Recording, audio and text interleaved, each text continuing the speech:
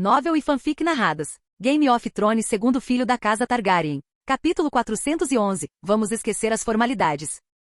A criança da floresta poderia se fundir com os primeiros homens, permitindo que aqueles com sangue dos primeiros homens se tornassem Greyseers. Isso levantou uma questão inquietante. Um caminhante branco poderia um dia encontrar condições semelhantes? Viserys carregava o peso de inúmeras vidas e mortes em seus ombros. Foi por isso que o Bloodraven permaneceu cauteloso, extremamente cauteloso, apesar de alegar ter se preparado para esse momento por mais de 3.000 anos. Em resposta à sondagem de Viserys, o Bloodraven ou Greyseer respondeu diretamente: eu também preciso de fé para existir. Você está realocando mais de 2 milhões de pessoas do norte para o sul. A fé nos deuses antigos será sem dúvida afetada. Você me verá mais fraco do que antes. Seu tom não era nem satisfeito nem agitado, desprovido de raiva ou qualquer outra emoção perceptível. Viserys escolheu por enquanto confiar nele. Ele sentiu que o Corvo de 3 olhos não possuía mais o poder de sussurrar na mente das pessoas como antes. Depois que o Vidente Verde revelou uma visão do exército do Rei da Noite avançando para o sul, Viserys perguntou: se eles mantiverem esse ritmo, quanto tempo levarão para atravessar todo o norte?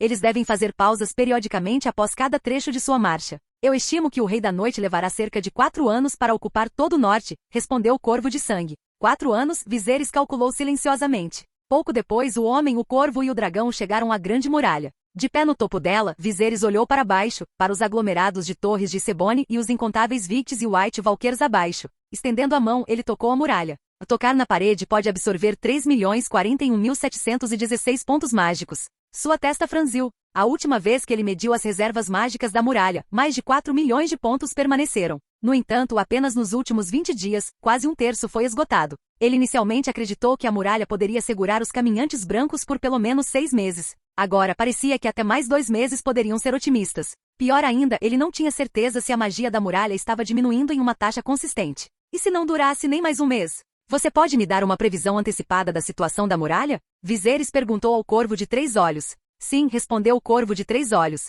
Eu também posso prever a situação geral para você depois que o muro cair. Eu vou te mostrar como será depois que o muro cair. Sim, parecia que o Corvo de 3 olhos tinha de fato ficado muito mais fraco. Ele não conseguia mais atrair pessoas para suas visões à vontade, como antes. Pelo menos não Viserys, exigia sua cooperação ativa. Após aceitar a sugestão do Corvo, os olhos de Viserys foram preenchidos com uma visão da Grande Muralha de um ângulo de 45 graus de cima. A Grande Muralha, que havia permanecido por 8.000 anos contra o vento e a neve, pareceu tremer. Grandes e pequenos pedaços de gelo e neve se quebraram, caindo pela muralha. Eventualmente, o núcleo preto sob o gelo foi revelado, uma superfície escura que lembrava as cores de Winterfell e Castle Black. A altura da fundação negra da muralha era irregular, variando em diferentes lugares. Como Viserys havia previsto anteriormente, a muralha havia sido construída no topo de montanhas. Ela bloqueava as passagens entre esses picos, tornando até mesmo as encostas mais suaves mais íngremes e traiçoeiras. De repente a parede preta começou a ruir para trás. Parecia que 1 milhão de gigantes a estavam empurrando por trás. A estrutura desmoronou em inúmeros fragmentos, deslizando para baixo em escombros e expondo dezenas de grandes buracos. A parede outrora íngreme e inexpugnável havia se transformado em uma inclinação relativamente suave, nenhum lugar que 10.000 homens poderiam esperar defender. Um momento depois a visão desapareceu, e a muralha se ergueu novamente diante de Viserys. O Rei da Noite certamente invadirá por essas brechas, Viserys pensou. Até lá, terei plantado o máximo de minas terrestres possível para destruir as hordas de mortos-vivos. E com todos os canhões que preparei, se o Rei da Noite quer tanto ir para o sul, eu receberei com uma barragem de artilharia pesada. O Corvo de 3 olhos havia mencionado anteriormente que o Rei da Noite buscava negociar. No entanto, Viserys sabia que não poderia abordar esse assunto de forma imprudente. Ele decidiu consultar o Lorde Comandante da Patrulha da Noite, Ned. Como imperador, ele tinha muito em jogo e não podia mais agir por impulso como antes. Logo, Ned chegou com um grande grupo de pessoas. Ao lado dele estava Sam, que havia liderado uma frota para entregar mais de 500.000 cargas explosivas. Elas estavam agora armazenadas com segurança no depósito da Patrulha da Noite, prontas para serem implantadas.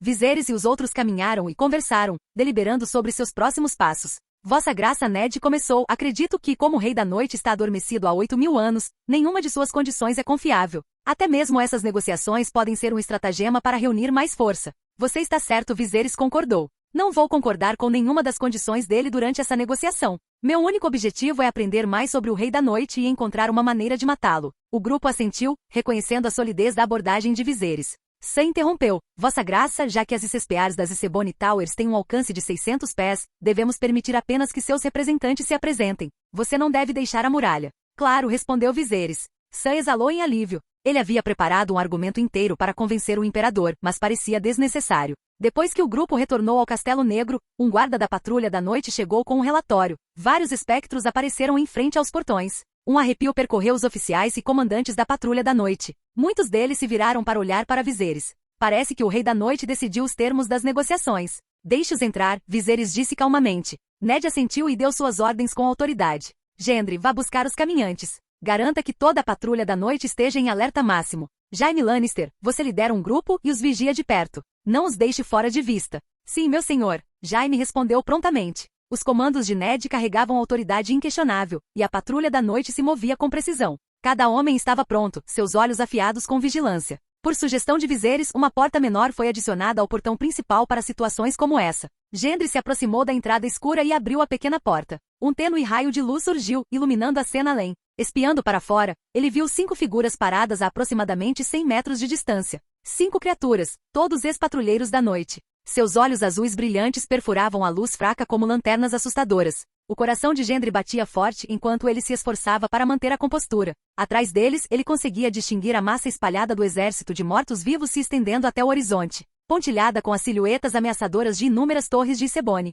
Engolindo em seco, Gendry pigarreou e gritou com voz rouca, entre. Sua voz falhou sob o peso de seus nervos. Preparando-se, ele gritou novamente, mais alto dessa vez, entre. Para sua surpresa, os Vigs pareceram entender. Eles começaram a se mover para frente, seus passos lentos, mas deliberados. Conforme se aproximavam, os olhos de Gendry focaram em seus rostos cobertos de gelo. Não era apenas a aparência de gelo, era real. Camadas finas de gelo cobriam sua pele pálida e sem vida, brilhando fracamente na luz fraca. A cada passo que os Victs davam, as chamas da tocha de Gendry crepitavam, encolhendo como se recuassem da presença deles. Ele instintivamente deu um passo para trás e, atrás dele, os soldados da patrulha da noite cerraram fileiras, suas lanças de obsidiana eriçadas em prontidão. Os espectros olharam para as lanças com o que só poderia ser descrito como desdém. Jaime Lannister o seguiu de perto, sua espada em prontidão. As lanças de obsidiana da patrulha da noite nunca vacilaram, permanecendo treinadas nos Vigts enquanto eles entravam em Castelo Negro. O castelo em si estava em estado de alerta elevado. Guardas noturnos armados alinhavam-se nas paredes, suas armas brilhando no ar frio.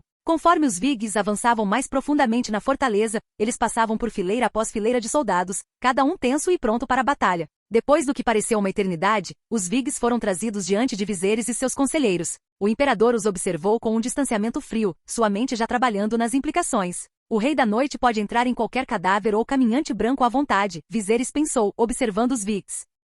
É semelhante a como o corvo de 3 olhos pode se mover através dos Weirwoods. Este nível de controle permite que ele realize manipulações intrincadas. O velho Jeor Mormon, de pé atrás de Viserys, enrijeceu-se ao reconhecer um dos Vigts. Era Vaimar Royce, um antigo patrulheiro da Patrulha da Noite. Embora Jeor tivesse aceitado há muito tempo que Vaimar estava morto, vê-lo agora, reanimado e sem vida, enviou uma pontada em seu peito. Os outros veteranos da Patrulha da Noite que estavam por perto compartilharam sua reação. Cada um deles tinha ocupado papéis significativos dentro da patrulha por anos, e todos eram experientes o suficiente para ficar ao lado de Viserys. Mas quando seus olhos caíram no rosto antes familiar de Vaimar, agora distorcido em algo monstruoso, um peso caiu sobre eles. A escolha do Rei da Noite de enviar antigos irmãos da Patrulha da Noite não foi uma coincidência. Foi calculada. Ele não era uma besta irracional, ele era astuto. Ao enviar os vigilantes reanimados, ele buscou semear desconforto e desgosto entre os defensores. Essa tática tinha o objetivo de enervar a Patrulha da Noite, não o povo livre, cujos laços com esses homens eram muito mais fracos. Visita. O Vict, que antes fora Vaimar Royce, agora um fantoche do Rei da Noite, começou a falar. Antes que as palavras pudessem se formar completamente, Viserys reagiu com a velocidade da luz. Uma adaga saiu de sua mão, atingindo o Vict diretamente no rosto. Seus olhos azuis brilhantes escureceram instantaneamente enquanto seu corpo desmoronou sem vida no chão. A multidão ficou atordoada, a confusão estampada em seus rostos. Isso não era para ser uma negociação? Ned, Jaime e os outros trocaram olhares incertos, sem saber como responder. O corvo de 3 olhos empoleirado na parede próxima permaneceu em silêncio, suas penas se mexendo levemente na brisa, mas não oferecendo nenhum comentário. Antes que alguém pudesse expressar suas perguntas, Viserys sacou sua espada. Sem hesitar, ele derrubou 3 dos gols restantes em rápida sucessão. Restava apenas um, que ele derrubou no chão com um golpe forte. Prendendo o morto ao chão com sua bota em seu peito, ele segurou a ponta de sua espada contra sua garganta. Eu sei que você veio aqui para negociar, Viserys disse friamente, sua voz firme apesar da tensão no ar, mas eu não consegui me conter. Considere esses Vigts sua passagem para me ver. Envie mais alguns, e conversaremos novamente. Com isso ele balançou sua lâmina e cortou a cabeça do morto em um movimento decisivo. A tensão no ar aliviou visivelmente enquanto o velho urso Geor Mormon e a patrulha da noite observavam a cena. O desconforto que sentiram ao ver seus antigos irmãos transformados em abominações foi substituído por uma satisfação sombria. Eles se sentiram aliviados. Não importa se essas criaturas são cruéis ou educadas, Viserys se dirigiu a eles, sua voz ressoando com convicção. Eles não são como nós. Eles querem todos nós mortos. Não importa os meios, matem todos que puderem. Vocês entenderam? Sim, Vossa Graça. A patrulha da noite gritou sua resposta em uníssono, sua confiança reforçada pelas ações de Viserys. Pouco tempo depois, o Rei da Noite enviou uma segunda leva de Vigts. Novamente 5 chegaram aos portões. Viserys os encontrou com a mesma eficiência implacável, sorrindo enquanto despachava cada um. Para a terceira onda, o Rei da Noite enviou apenas 3. Mais uma vez, Viserys os eliminou sem hesitação. Na quarta onda, apenas um único Vigt se aproximou dos portões. Viserys fez uma pausa. Ele sabia que se matasse este, o Rei da Noite poderia considerar negociações futuras impossíveis. Abaixando sua arma ligeiramente, Viserys sinalizou para o Rei da Noite, que estava controlando o Vict, falar. Capítulo 412, Viserys, tem um compromisso às 8 da manhã. Enquanto o Rei da Noite falava, Viserys imediatamente percebeu a futilidade das negociações do dia. No entanto, era exatamente isso que ele queria. Esmagar quaisquer ilusões restantes e forçar todos a entender que a relação entre humanos e caminhantes brancos era de oposição absoluta, sobrevivência ou aniquilação. Se você estiver disposto a desistir do norte, podemos garantir que não atacaremos por 10 anos. Se você estiver disposto a desistir de Westeros inteiro, posso garantir que não atacaremos por 30 anos, o Rei da Noite declarou friamente. Besta sem vergonha. Monstro maldito. Quem você pensa que é? A patrulha da noite irrompeu em fúria. Desistir sem lutar seria uma traição a tudo que eles defendiam, uma negação de seu próprio propósito. Ninguém acreditou por um momento que Viserys aceitaria tais condições. Viserys, que estava tramando contra o Rei da Noite muito antes da morte de Robert Baratheon, respondeu com um sorriso de escárnio. Os explosivos que usamos antes, eles foram só um aquecimento. Eu trouxe mais 1 milhão de cargas para a muralha. Seu tom era cortante, zombeteiro.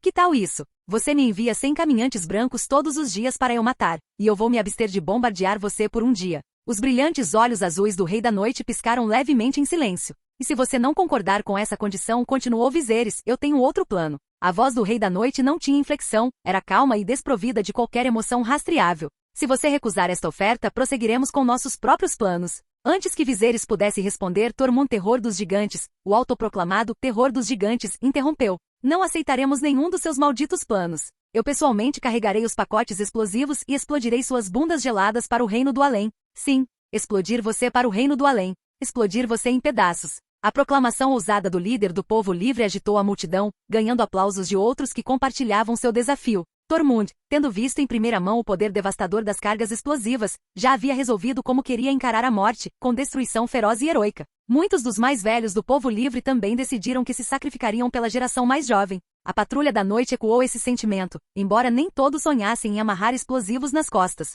Independentemente disso, todos concordaram em uma coisa: rendição não era uma opção. Ao longo dos anos, Viserys havia melhorado drasticamente suas circunstâncias. De melhores equipamentos para o frio a armas mais eficazes, melhores condições de vida a moral renovada, a patrulha da noite havia se transformado sob sua liderança. Eles acreditavam unanimemente que sem Viserys reivindicando o trono de ferro, suas vidas teriam sido muito mais sombrias. Ainda assim, Viserys não se incomodou com as explosões. Sua espada já estava desembainhada, pronta para cortar a cabeça do boneco assim que o Rei da Noite terminasse. Continue, ele disse com um sorriso irônico. Deixe-me ouvir que outras bobagens você tem a dizer. A resposta do Rei da Noite foi tão arrepiante quanto o vento gelado que de repente varreu Castle Black, apagando as tochas. Chamas que haviam queimado intensamente momentos antes foram reduzidas a brasas fracamente brilhantes. Envie-me uma criança Targaryen todo ano, disse o Rei da Noite, com a voz firme e sem emoção, e eu garantirei 1 ano de paz. O peso de sua demanda congelou o ar ainda mais, engrossando a tensão. Viserys não vacilou, mas a atmosfera entre os homens reunidos mudou inquietamente.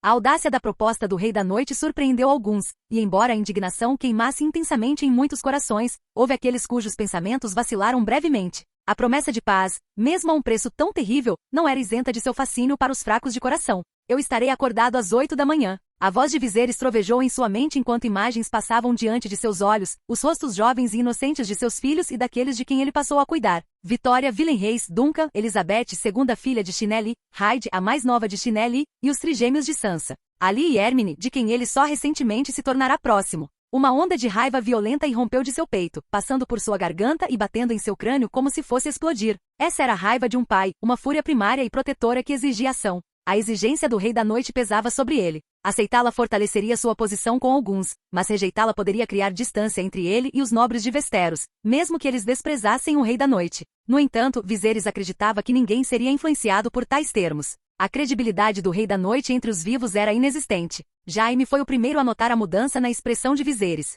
Sem hesitar, ele pegou uma lança de um guarda próximo e a cravou no peito do fantoche Vigd. O monstro que fala tal absurdo merece morrer. Jaime declarou, sua voz ecoando com fúria justificada. Viserys se virou para Jaime, seus olhos se encontraram por um momento de compreensão. A decisão de Jaime foi ousada, mas decorreu de sua gratidão para com Viserys. Depois que Joffrey e Tommen fugiram de Westeros, Viserys providenciou que eles e outros Lannisters que buscavam refúgio fossem enviados para as cidades livres. A confiança e a lealdade de Jaime se aprofundaram desde então. Ned rapidamente se inclinou para sussurrar. Vossa Graça, tenha certeza de que o conteúdo das negociações de hoje com o Rei da Noite nunca sairá desta sala. Não, Viserys respondeu, sua voz calma, mas firme. Vai. A multidão voltou sua atenção para ele, assustada. O olhar de Viserys varreu-os enquanto ele falava. Você sabe por que o Rei da Noite quer filhos Targaryen? Ele perguntou, sua voz afiada e autoritária. Eu vou te dizer. Esses monstros podem transformar crianças com sangue nobre em poderosos caminhantes brancos. Crianças Targaryen comprariam um ano de paz. Crianças Stark talvez 3 meses. Quanto a outras crianças nobres talvez um mês, ou mesmo apenas alguns dias. Mas eu te pergunto, você trocaria seus filhos por paz? Não, não, não. A patrulha da noite ao redor explodiu em raiva, suas vozes eram um rugido unificado de desafio. Muito bem. Viserys exclamou, sua raiva queimando intensamente. Parece que nenhum de nós é covarde. Somos seres humanos, não galinhas botando ovos para o Rei da Noite. Suas palavras animaram a sala. O espírito coletivo foi inflamado por sua determinação inabalável. Sam, Vossa Graça. Sam deu um passo à frente, sua expressão composta, mas vigilante. Ele estava prestando bastante atenção à multidão, avaliando suas reações. Não mais o garoto tímido e rechonchudo de antigamente, Sam havia se tornado um homem robusto e confiável. Seu corpo robusto carregava um ar de confiança. Viserys e Jon Connington estavam preparando Sam para maiores responsabilidades, preparando-o para se tornar a próxima mão do rei. Sam entendeu o peso deste momento e nunca permitiria que ninguém chantageasse ou coagisse Viserys a se render. Prepare alguns pacotes explosivos para mim. Quero explodir todos eles. Sim, meu senhor. A patrulha da noite havia abordado a muralha. A última vez que Viserys bombardeou o inimigo, eles ainda estavam a uma distância razoável. Desta vez, no entanto, o Rei da Noite e seu exército de Vigds estavam tão perto que puderam testemunhar o poder dos bombardeiros dragões em primeira mão. Da manhã até a noite, Viserys cavalgou o dragão amarelo, bombardeando implacavelmente as posições dos caminhantes brancos por 2 dias e noites consecutivos. Um número impressionante de 70.000 a 80.000 pacotes explosivos foram implantados, deixando Viserys e o dragão visivelmente fatigados. O descanso era imperativo antes que pudessem continuar. Os resultados, no entanto, eram inegáveis. Uma estimativa conservadora sugeria que pelo menos 10.000 caminhantes brancos e Vigds tinham sido aniquilados, junto com a destruição de mais de 300 torres e Sebone. O ar estava pesado com o fedor de enxofre e carne carbonizada, e as chamas queimavam ferozmente mesmo em frente à muralha. O frio antes cortante tinha sido subjugado pelo calor da batalha. O moral da patrulha da noite aumentou. Só um dragão pode causar tanto estrago. Vossa Graça tem 7 dragões no total. Não vai demorar muito para que eles destruam todos esses monstros. Sim, só precisamos seguir os dragões e cuidar dos Vicks aleijados e dos White Walkers. Isso é mais fácil do que lutar contra os vivos. Alguns até começaram a brincar, animados pela destruição. Mas o alívio durou pouco. O Rei da Noite lançou um contra-ataque. Os restos despedaçados das torres de Sebone começaram a tremer. Dessas ruínas, uma névoa gelada começou a vazar, extinguindo os incêndios acesos pelas cargas explosivas. Os Viggs desmembrados rastejaram em direção aos restos das torres de Sebone, usando seus corpos para consertar as estruturas danificadas. O que foi mais assustador foi que algumas das torres de Sebone começaram a se mover. Nas áreas que Viserys acabará de bombardear, os Viggs se arrastavam em direção às torres. As torres quebradas se deslocavam em direção às mais intactas, enquanto fragmentos menores se fundiam com pedaços maiores. Logo, uma enorme torre Sebone, com quase 300 pés de altura, emergiu da caótica montagem de membros e fragmentos. Essa estrutura imponente ficava no topo de uma pequena colina e sua altura agora rivalizava com a da própria Grande Muralha. Os patrulheiros noturnos e os soldados do Povo Livre, que estavam brincando momentos antes, ficaram em um silêncio atordoado. No topo da torre colossal, uma enorme lança de gelo e osso começou a tomar forma. Sua parte exposta já tinha 8 ou 9 metros de comprimento, mas seu comprimento total provavelmente excedia 10 metros. Um único golpe dela significaria a ruína certa para o dragão amarelo, cujo comprimento era de apenas cerca de 20 metros. A lança ergueu-se ameaçadoramente com sua intenção clara, derrubar Viserys e seu dragão. Viserys, sentindo a ameaça, sentiu todos os pelos do seu corpo se arrepiarem quando a arma colossal se fixou nele. Recuem. Estaremos seguros atrás da Grande Muralha. Esse era o único pensamento que passava pela sua mente. Momentos antes, ele havia considerado chamar Ali e Hermine para se juntarem a ele para que pudessem experimentar a emoção de pilotar um bombardeiro dragão. Agora, essa ideia parecia absurda e muito distante da realidade. Um som penetrante e estridente rasgou o ar, misturando-se ao vento uivante, um grito que parecia emanar das profundezas da alma. Viserys incitou o dragão amarelo para cima, subindo cada vez mais alto no céu. Mas a lança de gelo se moveu com uma velocidade assustadora, superando em muito o voo do dragão. Na muralha, Ned e os outros só conseguiam ouvir o grito angustiante. Os eventos no céu estavam obscurecidos de sua visão, mas o som sozinho os enchia de pavor. Ele era carregado como o lamento de um fantasma atormentado, arrepiante e implacável. Viserys percebeu, com horror crescente, que a lança o estava rastreando. É como um míssil, ele pensou sombriamente. Mas quem era o alvo, ele mesmo ou o dragão? Virando a cabeça, ele viu a lança de gelo se preparando para atingir tanto ele quanto o dragão amarelo em um único golpe devastador. A arma enorme fechou a distância rapidamente, não deixando tempo para manobrar ou escapar. Naquele momento fugaz, a clareza atingiu Viserys. Se ele pulasse das costas do dragão, tanto ele quanto o dragão poderiam sobreviver. Sem hesitar, ele se levantou e saltou, empurrando as costas do dragão com toda a sua força. No ar, o homem e o dragão se separaram, formando um triângulo com a lança que se aproximava. A lança de gelo ajustou sua trajetória, mirando em Viserys. Bem abaixo, o Rei da Noite sorriu. Mesmo que ele não pudesse matar Viserys imediatamente, o ferimento certamente seria catastrófico. Capítulo 413. Esperança contra as Torres de Sebone. Viserys viu a lança de gelo e osso voando em sua direção, sua forma ameaçadora em seu tamanho, mais de 10 metros de comprimento e tão grossa quanto a coxa de um adulto. Ele já podia imaginar a cena horripilante se ela o atingisse, seu corpo espetado como carne em um espeto de churrasco. Agindo por instinto, Viserys estendeu a mão e agarrou a lança mortal no ar. Seu aperto a impediu de perfurá-lo, mas a força o impulsionou para cima, suspendendo-o no céu. A arma parecia quase viva, como se percebesse que não poderia machucá-lo no ar. Ela se torceu bruscamente e se angulou para jogá-lo no chão. Assim que a lança investiu novamente, uma enorme bocarra com cheiro de enxofre estalou para frente. O dragão amarelo viu Viserys lutando com a lança e correu para ajudar. Em uma mordida decisiva, o dragão esmagou a lança, partindo-a em duas. "Você é digno de ser meu filho mais velho", Viserys exclamou aliviado e impressionado. Usando a cauda balançante do dragão, Viserys habilmente subiu de volta em suas costas. Sua manobra ousada não só salvou sua vida, mas também expôs uma das armas poderosas, mas limitadas, do Rei da Noite, a lança de osso de gelo rastreador. Viserys notou com satisfação que a torre de osso de gelo da qual a lança havia sido lançada havia desabado completamente. Enquanto isso, o Rei da Noite, com uma expressão inescrutável, virou-se e recuou para sua sala do trono, sob os restos da Torre Sebone. De volta à muralha, a Patrulha da Noite irrompeu em aplausos, celebrando o retorno seguro de Viserys e seu dragão. Assim que pousaram, Viserys deu instruções detalhadas a Ned Stark. O colapso do muro deixou passagens-chave expostas. "Fortaleça-as com antecedência", Viserys ordenou. "Quando Robb chegar, posicione as defesas diretamente nesses pontos vulneráveis. Eu armazenei muitos pacotes explosivos, não hesite em usá-los." "Sim, Vossa Graça", respondeu Ned com calma e determinação. A conversa deles foi breve. Na muralha, os dois homens conversaram em particular por um tempo antes de Ned pessoalmente escoltar Viserys de volta ao dragão amarelo. A propósito, Viserys acrescentou antes de montar no dragão: "Sansa e as 3 crianças estão todas com boa saúde." O comportamento pétreo de Ned suavizou-se um pouco. Seus lábios se contraíram no que poderia ter sido um sorriso. A notícia da gravidez de Sansa encheu a ele e a Catelyn de alegria, mas a revelação de que ela estava esperando trigêmeos causou grande preocupação a eles. Gestações de trigêmeos eram perigosas, e ambos os pais estavam nervosos desde que ouviram a notícia. Catelyn até viajou para Porto Real para ficar com Sansa durante esse momento crítico. Agora, ao saber que sua filha e seus netos estavam saudáveis, Ned finalmente se permitiu um momento de alívio. Viserys também teve que retornar a Porto Real. Havia muito a tratar. Ele precisava verificar o progresso que a facção Benerro estava fazendo com o osso de dragão que ele havia fornecido, e ele ainda tinha que visitar Sansa e seus trigêmeos recém-nascidos. Uma família real próspera simbolizava estabilidade e esperança para o reino. Com 10 filhos, Viserys entendeu o impacto desse simbolismo. Cada criança representava força e continuidade na luta contra os White Walkers. Em sua jornada de volta, Viserys não trouxe Ali e Hermine com ele. A grande migração do norte estava longe de ser concluída, e os 2 senhores dragões foram encarregados de ajudar a guiar os remanescentes dispersos dos aldeões do norte. Os 3 se reuniram no Forte do Pavor, a sede da Casa Bolton, um lugar agora honrado pela presença simultânea de 3 senhores dragões. Nem todos os nortistas se juntaram à migração para o sul. Enquanto o exército de Robb Stark continuava seu avanço, algumas famílias resolveram ficar para trás, defendendo seus castelos até o amargo fim.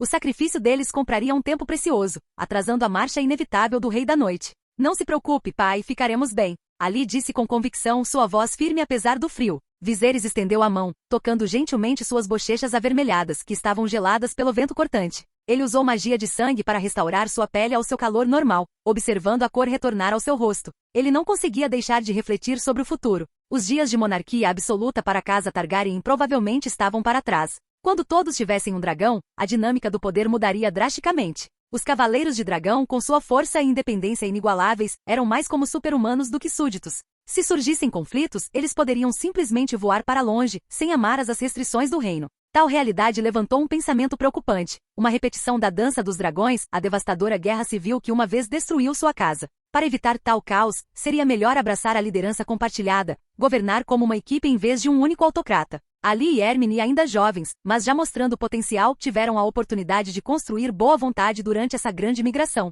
A idade e a popularidade crescente deles poderiam servir como um contrapeso para Willie no futuro, caso rivalidades surgissem. Infelizmente, estou pensando muito à frente, Viserys refletiu, afastando o pensamento. Ele ofereceu algumas palavras de despedida às filhas. Inspecionou cuidadosamente seus paraquedas para garantir que estavam em perfeitas condições, e então partiu para Porto Real. O Fosso dos Dragões, situado na colina de Rhaenys, já abrigou os dragões Targaryen. Após a extinção dos dragões, ele caiu em desuso, foi selado e esquecido. Com o tempo, tornou-se um refúgio para ladrões, vagabundos e sacerdotes errantes. Sob a reconstrução de King's Landing por Viserys, no entanto, o Dragonpi foi revivido. A ordem havia retornado à cidade, e o fosso era agora um centro movimentado onde Benerro e uma coorte de sacerdotes vermelhos conduziam seus experimentos. O espaço estava irreconhecível de seu passado negligenciado. Brilhantemente iluminado e opressivamente quente, ele fervilhava de atividade. Dezenas de padres vermelhos trabalhavam ao lado de centenas de artesãos e funcionários. Os artesãos derretiam ouro febrilmente em formas intrincadas, enquanto os funcionários copiavam meticulosamente símbolos rúnicos em pergaminhos. Ao redor deles, milhares de trabalhadores labutavam, transformando o poço em uma fábrica em expansão. O calor dentro do Fosso dos Dragões era tão intenso que ervas daninhas brotaram na entrada. Uma visão surreal, considerando as ruas cobertas de neve de Porto Real. Em meio ao caos, Benerro estava ao lado de Dany, explicando suas últimas descobertas. Um enorme crânio de dragão, aproximadamente do tamanho de uma carruagem, pairava por perto. Sua superfície escura estava gravada com runas douradas brilhantes, emprestando-lhe uma aura misteriosa e majestosa. Vossa Graça, Benerro começou seu tom reverente mas prático. O osso de dragão possui um efeito de amplificação significativo na magia de fogo. No entanto, o alcance dessa amplificação é limitado. O efeito é mais pronunciado ao conjurar magia diretamente dentro ou ao redor do próprio osso de dragão, como dentro deste crânio. Ele gesticulou em direção ao enorme crânio. Por meio de nossos experimentos, descobrimos que ao inscrever essas runas, podemos estender o alcance da amplificação para aproximadamente 30 metros. Dany, intrigada, levantou-se de seu assento e se moveu cerca de 20 a 30 metros para longe do crânio. Ela levantou sua mão com a palma estendida, e um dragão de fogo em miniatura surgiu, dançando vividamente no ar acima de sua palma. Seus movimentos realistas eram hipnotizantes, suas escamas brilhando com detalhes. Ela pôde sentir a diferença imediatamente. O efeito de amplificação era palpável, sua magia de fogo notavelmente aumentada. Mesmo a essa distância, o ar ao redor do crânio estava sufocante, irradiando um calor extraordinário. Vossa Graça me disse que a torre de Sebone do Rei da Noite pode criar baixas temperaturas em um raio de milhares de metros. O que estamos fazendo ainda não é o suficiente. Existe alguma maneira de tornar seu alcance de radiação mais amplo? A pergunta de Dany foi direta, seu olhar afiado fixou-se em Benerro. O Padre Vermelho acariciou sua tatuagem em forma de chama no queixo enquanto respondia. Nos textos valerianos que estudamos, há referências a armas mágicas forjadas com Dragonbone que poderiam influenciar áreas que abrangem milhares de metros. No entanto, as runas específicas e os designs estruturais para tais armas foram perdidos ao longo dos séculos. Se pudéssemos estudar uma das torres de Isebone do Rei da Noite diretamente, examinando sua construção, poderíamos ser capazes de replicar ou neutralizar seus efeitos. Dany assentiu lentamente considerando o desafio monumental à frente. Capturar uma Isebone Tower exigiria planejamento preciso e poderia ter um custo impensável. Enquanto ela refletia sobre o assunto, seu copeiro Limandarri chegou com notícias. Vossa Graça, o rei Viserys retornou a Porto Real. Viserys não fez uma grande entrada no Dragonpi. Em vez disso, ele se aproximou de Benerro silenciosamente, sua presença discreta, mas autoritária. Após ser informado, ele rapidamente captou a essência do progresso deles. Em outras palavras, você precisa de uma torre de osso de gelo como referência, e mesmo assim, não há garantia de que você possa criar uma arma mágica de poder equivalente. Disse Viserys. Benerro hesitou, a tatuagem de chama em seu queixo se movendo levemente, mas antes que ele pudesse responder, Viserys continuou. Está tudo bem. Essa linha de investigação ainda representa nossa melhor esperança. Vou encontrar uma maneira de conseguir o que você precisa. Alívio tomou conta do rosto de Benerro. A abordagem pragmática, porém determinada de Viserys lhe deu confiança. Após confirmar o progresso do Fosso dos Dragões, Viserys partiu com Dany, retornando para Porto Real. Reforços do sul já partiram, Dany relatou enquanto caminhavam. Espera-se que eles se reúnam em Arrinhal dentro de 2 meses. Lutar contra os White Walkers e suportar a longa noite não era apenas responsabilidade do norte ou da família real. Cada canto do reino precisava contribuir. No entanto, restrições logísticas tornavam impraticável enviar exércitos enormes de uma só vez. Viserys optou por uma abordagem mais estratégica, reunir uma força de elite de 30.000 soldados selecionados entre os melhores soldados de Westeros. Entre eles, 25.000 eram cavalaria, cada um equipado com 3 cavalos para garantir resistência e velocidade. Cada soldado carregava 2 bestas miri finamente trabalhadas, e suas armaduras eram forradas com seda para maior proteção e aquecimento. Para dar suporte a essas tropas, um enorme esforço logístico estava em andamento. Um número impressionante de 100.000 trabalhadores civis e 300.000 tratadores de mulas e cavalos foram mobilizados para transportar suprimentos. Dispositivos de projéteis de larga escala também estavam sendo preparados para implantação nas linhas de frente. Após ouvir os detalhes, Viserys assentiu em aprovação. Ele colocou uma mão gentilmente no abdômen levemente inchado de Dany. Como você tem se sentido ultimamente? As bochechas de Dany coraram, uma cor quente subindo até suas orelhas. Estou bem, não tem problema, ela respondeu suavemente. Mas quando a mão de Viserys demorou, um calor repentino se espalhou de onde ele a tocou, irradiando por seu corpo. Sua expressão mudou quando ela percebeu o que ele estava fazendo. Irmão, você está usando magia de sangue de novo, ela repreendeu gentilmente, colocando sua mão sobre a dele para pará-lo. Você não precisa fazer isso. Dany conhecia bem a magia do sangue. Melisandre uma vez explicou seus princípios e seu custo. Ela também testemunhou Viserys usar magia das sombras no passado para confrontar o Rei da Noite. Depois ele pareceu drenado, apenas para se recuperar notavelmente rápido. Era uma anomalia que ela não conseguia entender completamente, mas a preocupava. Ela reconheceu que o calor que fluía por ela agora era uma transferência de vitalidade de Viserys para ela e para a criança que carregava. Ela odiava a ideia de ele sacrificar sua força, mesmo que ele alegasse que isso não o machucava. Não se preocupe, Dany, Viserys a tranquilizou com um sorriso calmo. Eu tenho uma compreensão única da magia do sangue. O que é custoso para os outros é insignificante para mim. Contanto que você e nosso filho estejam saudáveis, isso é tudo o que importa. Dany o estudou atentamente procurando por qualquer indício de engano, mas não encontrou nenhum. Relutantemente ela aceitou sua explicação. Conforme o momento passava, uma questão mais pessoal surgiu em sua mente. A propósito, irmão, ela começou seu tom mudando. Quando você vai resolver as coisas com Malora? Capítulo 414, um Esper nasceu. Malora, frequentemente chamada de velha solteirona da casa Igotover, era conhecida por sua obsessão com magia. Em um de seus experimentos, algo deu terrivelmente errado, deixando sua cabeça inexplicavelmente fundida a uma mesa. Diante dessa situação bizarra, a casa Igotover não teve escolha a não ser buscar ajuda da família real, oferecendo 3 ovos de dragão como pagamento. A transação colocou eventos significativos em movimento. Duncan, o filho de Little Rose, recebeu um ovo de dragão. Dany ficou com os 2 restantes e depois os colocou nos berços dos 2 filhos de Sansa. Como diz o ditado, você recebe o que paga. No entanto, as origens dos ovos de dragão eram questionáveis, adquiridos, talvez, por meios menos do que honrosos dos Targaryens. No entanto, Viserys escolheu não se deter nessa história obscura. Os ovos estavam de volta às mãos dos Targaryen, e era isso que importava. Viserys decidiu que deveria inspecionar pessoalmente os ovos de dragão e qualquer magia que estivesse sendo estudada na Igotover. Ele estava ansioso para descobrir qualquer coisa que pudesse servir como uma arma contra os caminhantes brancos. No entanto, a sugestão de Dany de que ele visitasse o bebê de Sansa I apresentou um dilema inesperado.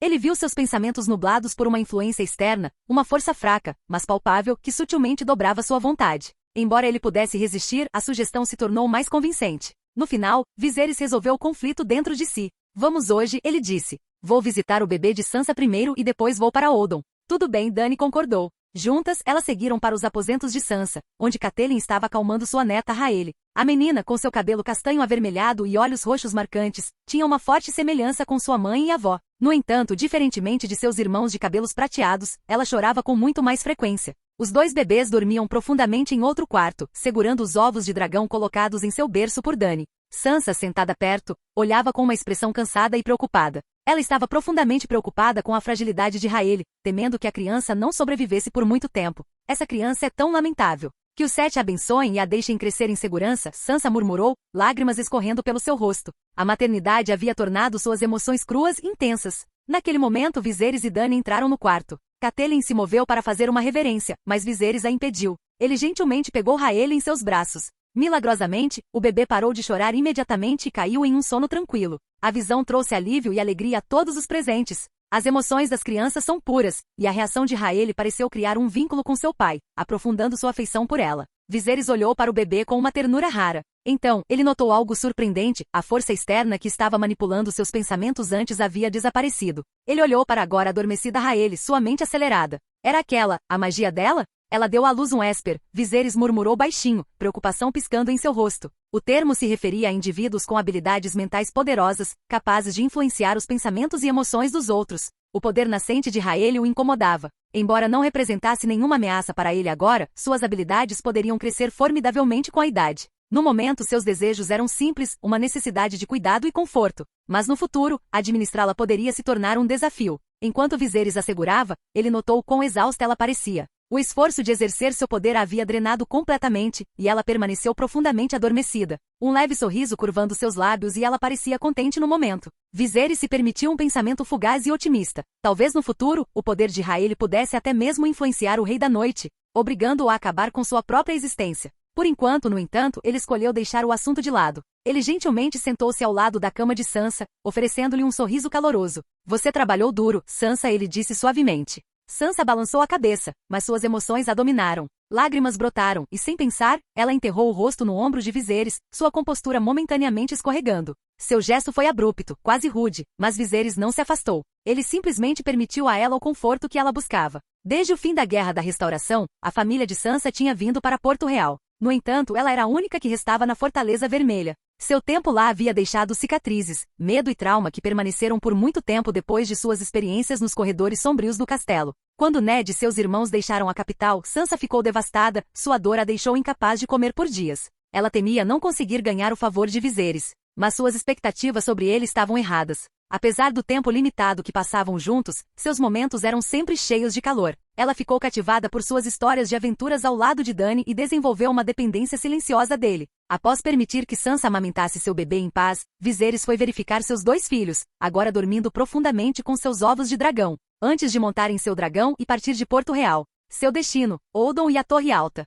Cidade Velha, a Torre Alta. A casa Igotover havia se comprometido com a causa do norte, despachando suas forças de elite quase meio mês antes. Leighton Igotover, o chefe da casa, enviou seu filho mais velho para supervisionar suas defesas, deixando a própria Torre Alta evoluir para um centro de pesquisa quase mágico. Com o apoio de Viserys, o fim da Guerra da Restauração trouxe uma nova onda de experimentação mágica. Leighton e sua filha Malora recrutaram indivíduos com habilidades mágicas ou potencial para ajudar em suas pesquisas. Embora esse influxo de talentos acelerasse o progresso, poucos se igualavam às habilidades de Malora e seu pai. No entanto, desde o acidente bizarro que fundiu a cabeça de Malora a uma mesa, o ritmo de seus estudos mágicos diminuiu drasticamente. Seus movimentos estavam restritos, e a visão de sua condição enervou até os pesquisadores mais endurecidos. A fusão de seu couro cabeludo e crânio à mesa laqueada de azul foi perfeita, como se ela tivesse nascido com isso. Alguns fios de seu cabelo começaram a crescer na própria mesa, criando um espetáculo arrepiante. As primeiras tentativas de aliviar sua situação falharam desastrosamente. A família inicialmente propôs serrar a mesa para libertá-la.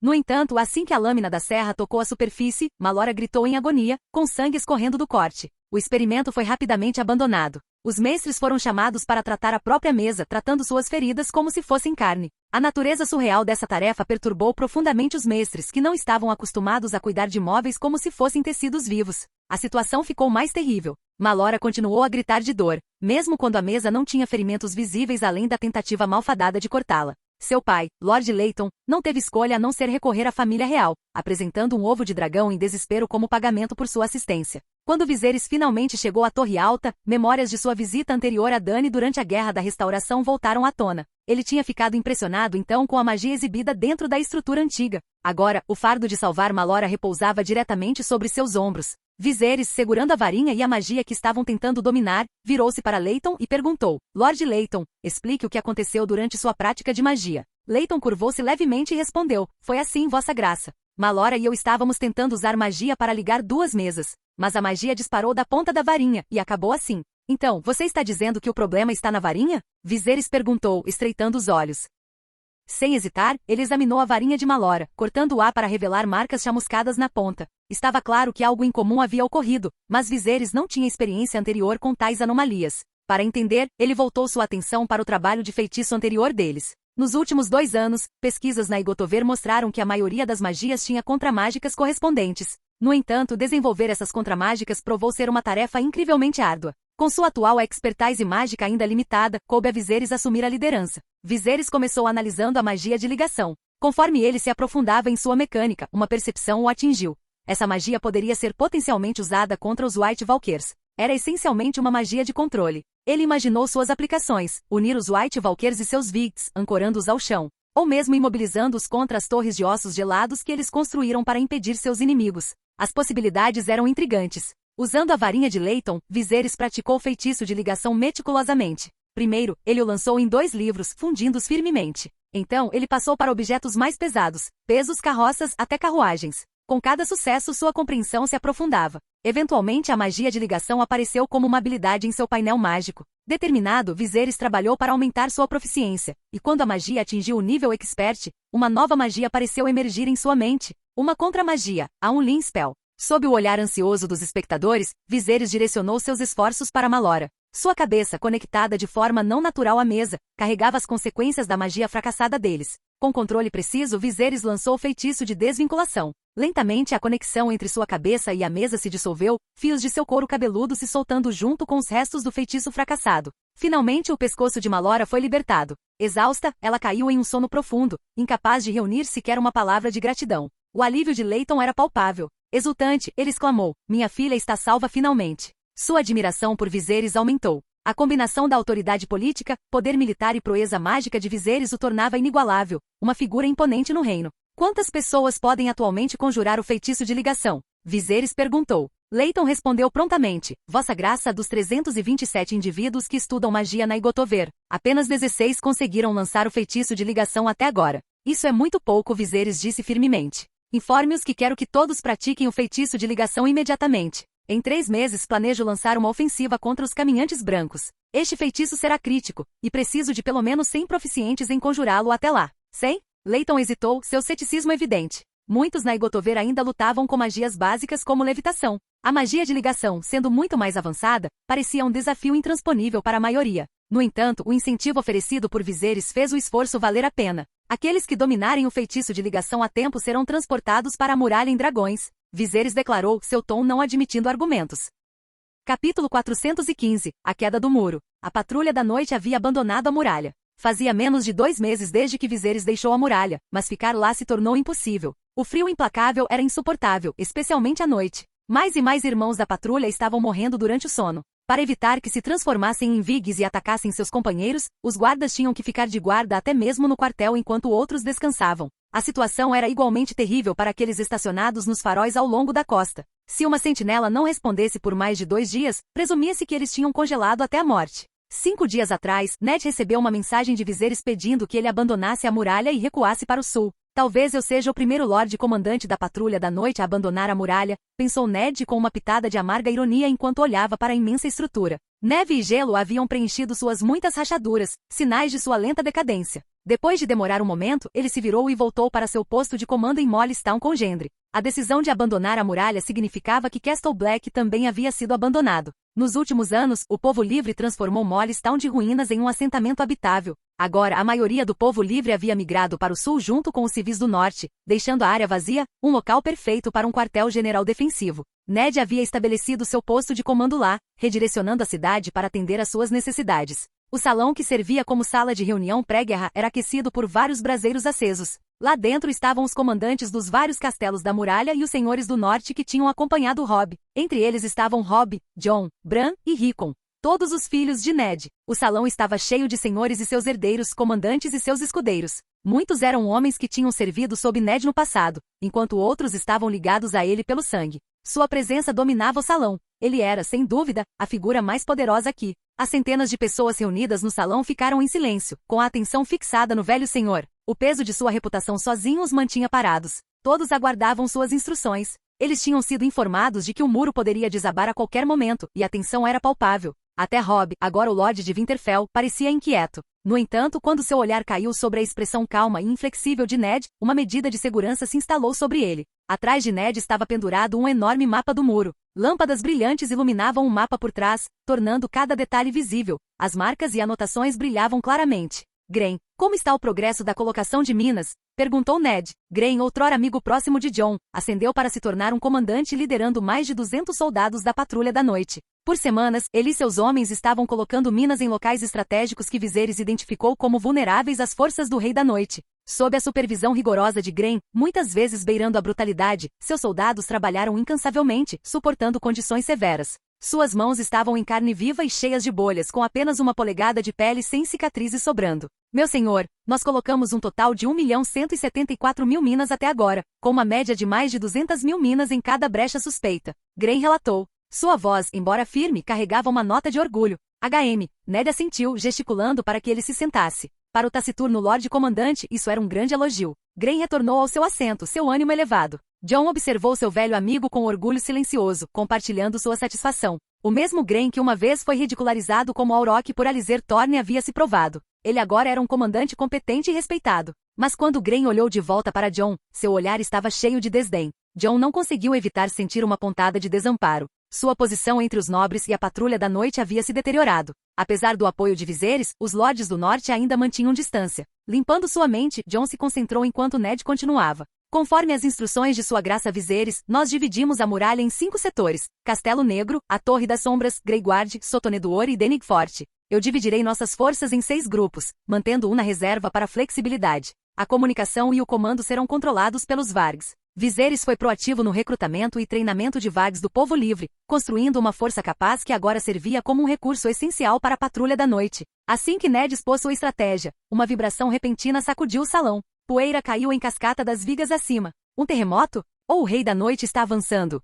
Alguém murmurou. Desconforto percorreu a sala, embora ninguém se movesse sem o comando de Ned. Todos evacuem imediatamente. Ned ordenou. Sua voz carregava calma autoridade, firme mesmo quando o chão tremia abaixo deles. O salão esvaziou-se rapidamente e lá fora, todos os olhos se voltaram para a grande muralha, pairando a dezenas de quilômetros de distância. A princípio, eles ouviram estrondos profundos e ressonantes como trovões abafados. Então a muralha, inalterada por milênios, pareceu despertar. A estrutura colossal começou a se contorcer como se fosse algo vivo. Tremores percorreram sua extensão gelada e momentos depois, ela começou a ruir. Gelo e neve explodiram no ar, plumas se erguendo como grandes nuvens. A muralha, a antiga defesa da patrulha da noite, desmoronou com uma velocidade assustadora, sua vasta altura diminuindo à medida que ela desmoronava e deslizava em ruínas. Os soldados da patrulha da noite e do norte ficaram congelados em choque, seus rostos pálidos e suas bocas abertas. A visão apocalíptica drenou sua coragem. Alguns caíram de joelhos em desespero. Esta é a ira dos deuses. Deve ser a ira dos deuses, gritou um soldado magro, sua voz tremendo de medo. Lágrimas escorriam por seu rosto enquanto ele se ajoelhava sobrecarregado. Levante-se, porra, berrou um oficial barbudo, agarrando rudemente pelo pescoço. A demonstração de fraqueza do soldado foi um constrangimento para seu superior. Enquanto isso, Ned e os outros comandantes levantaram binóculos, observando o colapso catastrófico. A neve e o gelo caindo pareciam uma avalanche, enterrando a antiga fortaleza construída pela patrulha da noite ao longo de milênios. No entanto, em meio à devastação, um padrão surgiu. À medida que partes da muralha desmoronavam, seções revelavam montanhas irregulares abaixo. Essas montanhas irregulares e fragmentadas expunham passagens que estavam escondidas há milhares de anos. Esses eram os locais que Viserys havia marcado anteriormente como brechas críticas. O colapso continuou por vários minutos agonizantes, a terra tremendo a cada segundo que passava. Por fim, o estrondo cessou, e um silêncio assustador se instalou sobre a terra. Ned desembainhou sua espada, sua voz clara e resoluta. Meus senhores, o norte é vasto, mas atrás dele fica nosso lar. Não há mais para onde recuar. Vida longa ao imperador Viserys. O norte prevalecerá. Sua declaração provocou uma resposta inflamada. Vida longa ao imperador Viserys. O norte prevalecerá. Os soldados ecoaram. Suas vozes se elevaram, ficando mais altas a cada canto. O norte prevalecerá. O norte prevalecerá. O norte prevalecerá. Entre a multidão, lordes experientes como Griation e Rickard estavam em silêncio atordoado, seus olhos refletindo memórias do passado. Era como se tivessem sido transportados 20 anos atrás, para a Guerra do Usurpador, quando ficaram ombro a ombro com Ned na batalha. Agora, por uma reviravolta inesperada do destino, eles estavam novamente unidos sob a bandeira Targaryen. Desta vez, seu inimigo era ainda maior, uma ameaça mais poderosa do que qualquer outra que eles já haviam enfrentado antes. E as forças do Rei da Noite anunciaram sua chegada com a destruição da muralha, uma declaração de guerra arrepiante. Capítulo 416. A estratégia de cerco do Rei da Noite. Aí vem eles. Aí vem eles. Grain, posicionado mais próximo das ruínas da muralha, preparou-se. Como comandante da patrulha da noite responsável por detonar as minas, ele tinha o ponto de vista mais perigoso. A outrora poderosa muralha negra havia sido reduzida a pedras e cascalho espalhados. Polvilhados pela neve que caía, os escombros negros agora pareciam levemente cobertos de açúcar. Grain e seus homens estavam escondidos entre os escombros, suas capas escuras se misturando ao gelo e à pedra. Eles mantiveram sua vigília durante a maior parte do dia, se preparando para esse momento. Finalmente, o inimigo apareceu. Pelos binóculos, Grain os viu claramente. Os Vits liderando a horda eram grotescos, suas formas distorcidas e quebradas. Alguns cambaleavam para frente sem braços ou pernas. Outros tinham buracos enormes em seus torsos, expondo costelas enegrecidas ou farrapos de pano podre. Os mais macabros rastejavam, suas metades inferiores completamente perdidas, arrastando-se pelo chão gelado. Mas os Vigds humanos eram apenas parte do terror. Entre eles, criaturas enormes e pesadas, Vigds gigantes imponentes, Vigds renas esqueléticas, Vigds lobos rosnantes e até Vigds cabras com chifres retorcidos e quebrados. O desfile grotesco era uma cena do mais profundo abismo dos pesadelos. Este deve ser um monstro que saiu do 7º nível do inferno, Grey murmurou, sua respiração embaçando o ar congelante. A visão enviou um arrepio mais profundo do que o clima jamais poderia. Ele pegou seu frasco, esperando que um gole de vinho acalmasse seus nervos. Mas quando ele o virou de volta, nada derramou, o conteúdo havia congelado. Frustrado, Grey se moveu para jogar o frasco de lado, apenas para que ele grudasse firmemente em seus lábios. O metal gelado grudou em sua pele, congelando seus lábios e língua no lugar. Ele sacudiu a cabeça para trás em surpresa, o frasco balançando em sua boca como uma paródia grotesca do bico de um pássaro. Os atendentes do povo livre próximos caíram na gargalhada silenciosa diante da visão absurda. Droga, Grey rosnou entre dentes cerrados, puxando inutilmente o frasco. A dor do metal congelado puxando sua pele trouxe lágrimas aos seus olhos. Ele não ousou puxá-lo com muita força, sua própria carne estava em jogo. Assim que ele pensou em descongelá-lo com sua respiração, seu escudeiro o interrompeu. Meu senhor, os caminhantes brancos entraram no campo minado. Grey fez uma careta e deu um último e desesperado gole no frasco.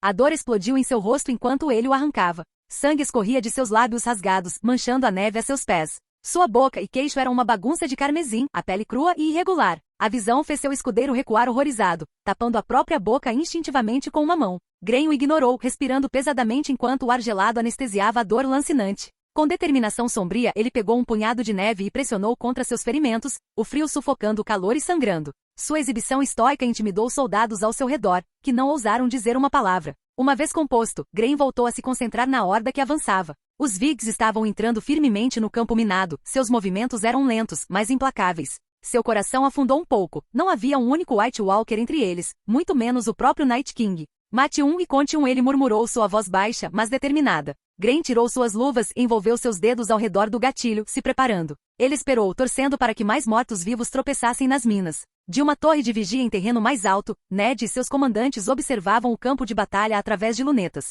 A muralha em ruínas assomava à distância, o inimigo agora claramente visível contra a extensão gelada. Senhor, os espectros apareceram em 40% do campo minado, relatou um dos metamorfos, que tinha acabado de desmontar de sua montaria desgrenhada. Continue explorando. Ned ordenou firmemente. Sim, meu senhor. Os metamorfos responderam em uníssono, suas vozes firmes apesar da tensão. Havia 20 trocadores de pele posicionados no posto de comando de Ned, cada um guerreando em corvos. Essas aves eram cruciais para retransmitir ordens e coletar informações das linhas de frente. Os trocadores de pele estavam sentados em 2 fileiras ordenadas, seus olhos revirados enquanto suas consciências vagavam por seus companheiros aviários. Viserys, Ned murmurou baixinho, um nome falado apenas para si mesmo. Embora ocasionalmente sentisse falta de Robert, ele estava grato que a coroa não tinha sido sua para ganhar. A história, ao que parecia, tinha tomado o melhor caminho. Um quarto de hora se passou antes que os trocadores de pele reportassem de volta. Senhor, Viggs foram vistos em 70% dos campos minados. Há algum sinal de movimento nas torres Icebone? Ned perguntou bruscamente. Senhor, não há sinais de movimento nas torres Icebone no lado sul das ruínas da Grande Muralha, foi a resposta. Continuem a explorar. Ned ordenou. Mais um quarto de hora passou antes que outro relatório chegasse. Senhor, os Vigds já passaram pelo nosso campo minado. Ned não teve tempo de reagir antes que flechas de luz aparecessem à distância. As minas estavam detonando. Momentos depois, o trovão rolante das explosões os alcançou. Bum, bum, bum. Os ecos estrondosos os atingiram, uma sinfonia sombria de destruição. A visão das explosões trouxe um certo alívio ao comportamento tenso de Ned. Ele já conseguia imaginar os Vigds sendo explodidos em pedaços. Para Ned e a experiente patrulha da noite, a visão e o som de minas explodindo eram esperados, até mesmo rotineiros. Mas para os senhores e soldados do norte, era a primeira vez que testemunhavam tal poder devastador. Conversas irromperam entre eles, cheias de admiração e curiosidade sobre a eficácia das minas. Nada pode resistir a tal força, murmurou um senhor, sua voz cheia de admiração. Meu castelo resistirá? Rickard pensou de repente, percebendo que a pergunta devia estar pairando na mente de outros também. Os lordes estavam agudamente cientes de que essas armas vinham de Viserys. Os Targaryens agora não tinham apenas seus temíveis dragões, mas também armas de precisão aterrorizante. A rebelião de Robert parecia uma impossibilidade agora. No entanto, a maioria dos soldados, mais práticos do que políticos, simplesmente se sentiam seguros de que tais armas estavam do lado deles. A tensão que pairava sobre eles desde a queda do muro começou a diminuir. Pai, por que vemos a luz antes de ouvir o som? Perguntou o filho do grande Jon, sua voz transmitindo uma curiosidade infantil. Estúpido, veio a resposta áspera. Porque os olhos estão na frente das orelhas. As explosões continuaram por mais de 10 minutos, um espetáculo que parecia terrível e grandioso ao mesmo tempo. Enquanto isso, Ned coletava relatórios dos trocadores de pele nas zonas de matança. Senhor, o setor do Castelo Negro matou cerca de 40 mil criaturas. Senhor, o setor Greyguard matou cerca de 60 mil criaturas. Relatórios semelhantes chegaram de outros setores. Em pouco menos de um quarto de hora de detonações, as minas destruíram mais de 150 mil Viggs. Era um número impressionante, o suficiente para elevar o moral entre os soldados. No entanto, Ned não podia se permitir sentir contente. Viserys havia avisado que o número total de Viggs poderia ser de 2 a 3 milhões, ou mais. Esta vitória, significativa como parecia, foi apenas um amassado nas forças inimigas. Pior ainda, as Icebone Towers, estruturas massivas associadas à estratégia dos White Walkers, permaneceram intocadas. Mas para os soldados e comandantes, parecia uma conquista triunfante. Os ânimos estavam altos. Então vieram as más notícias. O mensageiro correu para o posto de comando, seu rosto pálido como neve. Meu senhor comandante, ele suspirou, caminhantes brancos apareceram atrás de nossas linhas. Capítulo 417, Sangue Fantasma. O Rei da Noite colocou sua torre de osso de gelo nos blocos de gelo. Usando a torre, ele criou colossais barcos de gelo que transportaram dezenas de milhares de Viggs e White Walkers, cercando o exército de Ned. Quem imaginaria que a Icebone Tower poderia realmente flutuar na água? Foi simplesmente incrível. Meu senhor, há cerca de 100 mil espectros e caminhantes brancos à nossa retaguarda direita. Senhor, 30 mil criaturas estão aparecendo bem atrás de nós. Senhor, atrás do nosso flanco esquerdo. Ned rapidamente percebeu que estavam cercados pelas forças do Rei da Noite. Eles deveriam manter a posição e lutar ou tentar abrir caminho em uma direção. Ele não tinha certeza. No final, Ned decidiu arriscar. Um forte instinto lhe disse que Viserys estava perto. A Patrulha da Noite e o Exército do Norte estavam visivelmente divididos. A Patrulha da Noite formava a primeira linha de defesa, enquanto o Exército do Norte mantinha a segunda. Este último tinha acabado de chegar para apoiar a luta, e sua cadeia de comando diferia significativamente. Tentar integrar as duas forças às pressas só diminuiria sua eficácia em combate.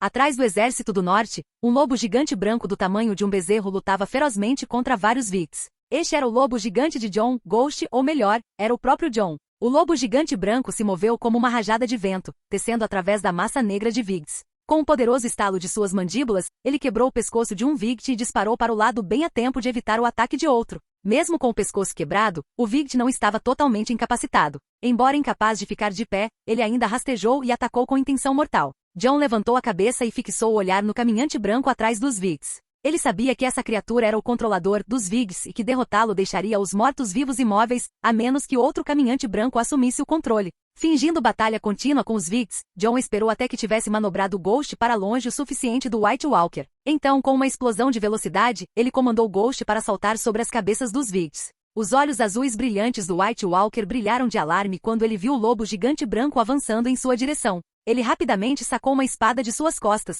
brilhando como um pingente de gelo. Jon, controlando o Ghost, desviou do golpe da lâmina gelada com precisão e prendeu o braço do White Walker com suas mandíbulas poderosas, cortando-o. A criatura, imperturbável pela dor, continuou seu ataque até que todos os seus membros foram arrancados. A intenção de Jon era capturar esse caminhante branco vivo. Mas então, um pensamento assustador lhe ocorreu. Espere, por que tem um caminhante branco aqui? Jon, que estava lutando na periferia do campo de batalha, de repente percebeu que algo estava errado. Por causa de seu relacionamento contencioso com os nobres do norte, nenhum deles queria seu exército posicionado à frente do deles. Robb havia posicionado Jon na retaguarda da linha, longe do centro da batalha. Mas ali, bem na extremidade do campo, ele encontrou um caminhante branco. Uma rajada de vento atravessou o pelo do fantasma enquanto o lobo gigante estava no topo de uma colina, seus olhos afiados examinando o horizonte. Jon os viu. Caminhantes brancos e criaturas, descendo como gafanhotos do céu. Mas isso não foi tudo. À distância, a torre Icebone se erguia, sua estrutura esquelética de membros decepados se movendo ameaçadoramente conforme avançava. O coração de Jon afundou. Eles estavam cercados. Percebendo a futilidade de seu plano de capturar o caminhante branco vivo, Jon abandonou a ideia e se virou para fugir de volta para suas forças. No entanto, Jon não tinha notado o grupo de Viggs e lobos mortos que silenciosamente apareceram ao seu redor. Seus olhos azuis brilhantes perfuraram a escuridão, e havia mais de 10 deles, cada um tão grande quanto o Ghost. Eles estavam se aproximando, passo a passo. Jon avaliou rapidamente a situação. Lutar de frente com eles seria tolice. Manipulando o corpo de Ghost, ele encontrou uma abertura estreita e disparou para trás. Os lobos de gelo o perseguiram implacavelmente, suas garras rasgando o chão congelado, enquanto os caminhantes brancos à frente bloqueavam qualquer caminho claro de fuga. Era uma armadilha, e Jon sabia disso. Sem a orientação de Viserys, ele duvidava que pudesse escapar desse cerco. Não, preciso voltar agora e devolver o corpo do Ghost para ele. Os efeitos do Vargem permaneceram fortemente na mente de Jon. Enquanto habitava o corpo de Ghost, seus pensamentos pareciam entorpecidos, menos afiados do que quando em sua própria forma. Com uma explosão final de esforço, John abandonou o corpo do lobo gigante e retornou à sua forma humana no acampamento. Desta vez, John trouxe uma força de 500 homens, incluindo 100 imaculados emprestados a ele por Viserys. Claro, esses imaculados não foram dados livremente, eles estavam apenas estacionados no castelo quebra-gelo de John como parte de um acordo. Quando John saiu de sua tenda, ele viu os imaculados em formação perfeita. A disciplina deles era inabalável. Ao avistar John, o capitão dos imaculados e um mestre acompanhante se aproximaram dele. Meu senhor, mandei uma mensagem imediatamente aos lordes na frente e não na retaguarda. Os caminhantes brancos estão vindo de trás de nós, e estamos cercados. O rosto do mestre empalideceu com o choque, mas o capitão imaculado permaneceu composto e resoluto. Esse comportamento tranquilizou John, que se viu impressionado pelo homem. John lembrou que o capitão era chamado Greivor. Ele percebeu o quão subutilizado Greivor era como centurião. Ele poderia facilmente comandar pelo menos 10.000 homens, John pensou consigo mesmo. Verme cinzento, disse John, vamos manter os caminhantes brancos aqui e dar tempo para os outros se reagruparem. Sim, meu senhor, Greivor respondeu sem hesitação. Com apenas 500 homens, seu alcance defensivo era limitado. John decidiu que eles precisavam enfrentar a concentração mais densa de White Walkers para fazer sua resistência. Um confronto concentrado não apenas atrasaria o inimigo, mas também serviria como um sinal para alertar o resto do exército. Enquanto John se preparava para sair com suas tropas, uma sombra branca familiar apareceu ao seu lado. Era o fantasma. O lobo gigante cambaleou em direção a John, seu pelo emaranhado de sangue, seu corpo coberto de feridas. Sangue jorrou de sua garganta e seus olhos vermelhos antes brilhantes estavam opacos e exaustos. A garganta de John apertou. A visão trouxe de volta memórias da primeira vez que ele conheceu Ghost, cuja mãe tinha sido perfurada na garganta por chifres de veado. Mas Ghost não tinha tempo para a dor de John. John podia sentir o olhar questionador, fraco, mas urgente do lobo gigante. Engolindo suas emoções, John removeu sua capa branca e a envolveu gentilmente ao redor do corpo machucado de Ghost. Ele então se virou para liderar seus homens para a batalha. Eles logo alcançaram uma posição defensiva ideal, uma pequena colina elevada. Embora pudesse abrigar um exército de 1.000, os 500 de John teriam que se virar. Ele posicionou seus homens estrategicamente, misturando 100 imaculados com o resto de suas tropas para maximizar sua eficácia. Do ponto de vista deles, John avistou 5 White Walkers a cavalo. A presença deles era assustadora, eles exalavam uma aura de força muito maior do que os White Walkers que ele havia enfrentado antes. John permaneceu firme no centro de sua formação, pronto para enfrentá-los de frente. Ele agarrou o punho de sua espada firmemente, então a descartou, mudando para uma posição baixa, pronta para a batalha. Abaixo, os Vigs surgiram. Mais de 3.000 deles já haviam se reunido, e seus números continuaram a crescer. O líder White Walker levantou sua lança de gelo bem alto, sinalizando para a horda. Com um rugido estrondoso, os espectros atacaram, uma maré cinza escura se chocando contra os defensores na colina. Capítulo 418, Sangue do Norte. John liderou suas forças para uma formação em forma de arco no topo da encosta, uma linha defensiva que lembrava um escudo branco. Com suas armas equipadas com pontas de lança de obsidiana, eles se prepararam para o ataque de Vigs surgindo morro acima. As lanças de obsidiana eram devastadoras contra os mortos-vivos. Cada golpe perfurava o peito de um Vigd, instantaneamente o derrubando em uma pilha sem vida. Alguns dos Vigs esqueléticos eram tão frágeis que se espalhavam como palha seca quando atingidos, seus membros desarticulados caindo colina abaixo. Cabeças decepadas rolavam livremente, resquícios grotescos de seus antigos eus. Uma dessas cabeças com sobrancelhas salientes e selvagens, foi esmagada sob o casco de um cavalo, estilhaçando-se com um estalo nauseante. Os olhos azuis brilhantes foram ejetados do crânio despedaçado e pousaram longe da briga, sem vida. O estrondo dos cascos logo abafou o choque da batalha. Uma cavalaria de Vigds, cerca de 70 a 80, liderada por 2 White Walkers avançou em costa acima. Seus corcéis gelados pisotearam tudo em seu caminho, seu avanço implacável abrindo caminho em direção à posição de John.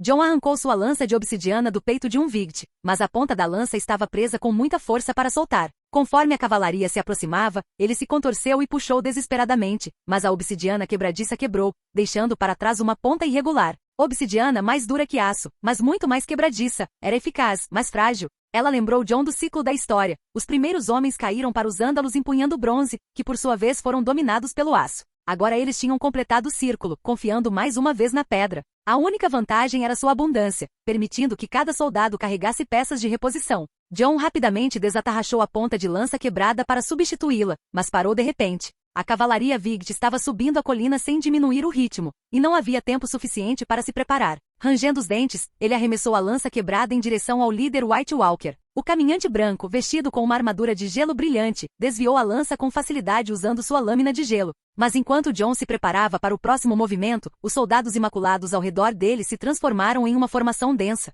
suas lanças eriçadas como os espinhos de um porco-espinho. Antes que a cavalaria pudesse ser completamente parada, um Vigt próximo ao líder White Walker de repente avançou, batendo diretamente na linha de Jon. A força do impacto, acompanhada pelo lamento assombroso da Song of the Dead, criou uma brecha devastadora. Recuem! Recuem! Jon gritou sua voz rouca, mas a ordem veio tarde demais. A brecha aumentou, e caminhantes brancos passaram como pus de uma ferida, arrastando hordas de Victs em seu rastro. A formação de Jon se dividiu em duas, deixando os soldados na brecha cercados em ambos os lados. O caos era implacável. Soldados esfaqueavam os Victs na frente deles com lanças de obsidiana, apenas para serem pegos de surpresa por outros Victs que se lançavam em seus pescoços. Dentes pretos e amarelos irregulares à mostra. Sangue quente respingava no chão frio e duro, um contraste gritante com os Victs sem sangue. A situação era terrível. A brecha na formação aumentou, e os gritos dos moribundos encheram o ar. Pior ainda, tanto Jon quanto Greyvor estavam posicionados juntos, deixando metade dos soldados restantes sem liderança. Os veteranos mais velhos entre as tropas, inicialmente desorientados pelo gosto da batalha, agora perceberam a verdade cruel.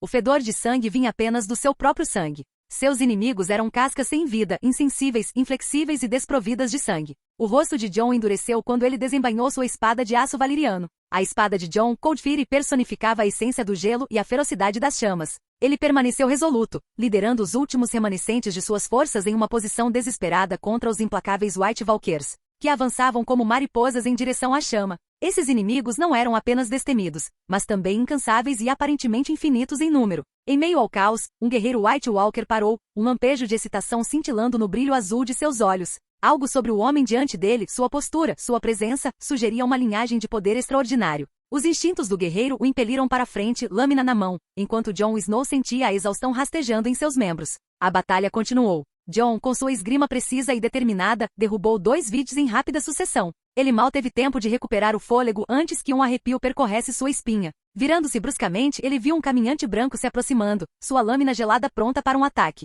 Não havia espaço para manobrar, nenhuma fuga. A arma congelada pairava cada vez maior em sua visão. Assim que o desespero começou a dominá-lo, um borrão branco atingiu seu lado. Fantasma! O lobo gigante se chocou contra Jon, empurrando-o para longe do ataque, mas se expondo no processo. A lâmina do caminhante branco cortou a barriga de Fantasma, e sangue carmesim floresceu no pelo imaculado do lobo. Uma onda de raiva e pesar tomou conta de Jon, sua mente se afogando no rugido do sangue correndo por suas veias. A fadiga que o sobrecarregava evaporou, substituída por uma onda de poder bruto. Com força recém-descoberta, ele se lançou contra o caminhante branco, explorando habilmente o terreno para ganhar vantagem. Seus soldados, encorajados pela ferocidade de seu senhor, se reuniram. Por um breve momento, eles empurraram os Victs para trás, a maré da batalha parecendo mudar. No entanto, a ilusão de vitória durou pouco. A verdade era dura. Jon e seus homens estavam bem no coração das fileiras inimigas. Enquanto lutava, Jon tornou-se dolorosamente ciente dos números decrescentes ao seu lado. Menos de 100 permaneceram, o resto tendo caído e ressuscitado, para se juntar ao exército dos mortos. Embora tivessem eliminado milhares de Victs, a conquista parecia vazia contra a maré incessante de mortos-vivos. A vastidão do inimigo, estendendo-se infinitamente na escuridão, era sufocante. O desespero ameaçou tomar conta, mas em vez disso, Jon sentiu uma calma inesperada, até mesmo uma pitada de alegria. Ele não estava com medo. Talvez este fosse o fim. Vou ver Shiera, ele se perguntou, o pensamento suave e quase sereno. Erguendo o olhar, ele observou os céus contrastantes acima, o azul sereno acima de sua cabeça e o cinza tempestuoso pairando à distância. Diante dele, os Victs se aproximavam, suas formas frias se misturando com o vento uivante que o gelava até o âmago. Shiera, estou indo! Jon berrou sua voz rouca de emoção. Mate! Segurando Coldfury firmemente, ele se preparou para liderar seus soldados em uma carga final e desafiadora contra a horda. Assim que seus pés se moveram para frente, um chamado profundo e ressonante de uma trombeta ecoou pelo campo de batalha gelado. Não era o som do inimigo, era a trombeta de Winterfell. Jon girou, seus olhos captando um lampejo de movimento à distância. Erguendo-se contra o horizonte sombrio havia 2 estandartes, o lobo gigante cinza prateado da casa Stark e o sol branco em preto da casa Karstark. Alívio e confusão se misturaram quando ele viu o exército de Rickard Karstark avançando para a briga, liderado por ninguém menos que Arion Karstark, o mesmo homem que uma vez o havia desprezado. A resiliência do exército do Castelo Quebra-Gelo havia comprado tempo para Robb Stark e os Lordes do Norte reunirem reforços. Agora, o poder combinado do Norte avançava como uma onda gigante, atingindo os Victs com força devastadora. Mais longe, Jon notou lampejos de combate quando outros exércitos se juntaram à luta, iniciando novas frentes na batalha aparentemente interminável. O alívio momentâneo de Jon foi quebrado quando seu olhar caiu sobre Ghost. Os olhos vermelhos antes brilhantes do lobo gigante agora brilhavam com um azul não natural. Seu coração apertou, mas não havia tempo para vacilar. Com o coração pesado, Jon levantou sua espada e rapidamente a abaixou, acabando com o sofrimento de Ghost. A tristeza que o percorria reacendeu sua raiva, alimentando sua investida. Jon voltou sua atenção para o guerreiro White Walker que quase o havia acabado antes. Com um grito gutural, ele avançou, a lâmina balançando em uma fúria de vingança. Enquanto isso, a maré da batalha mudou ainda mais.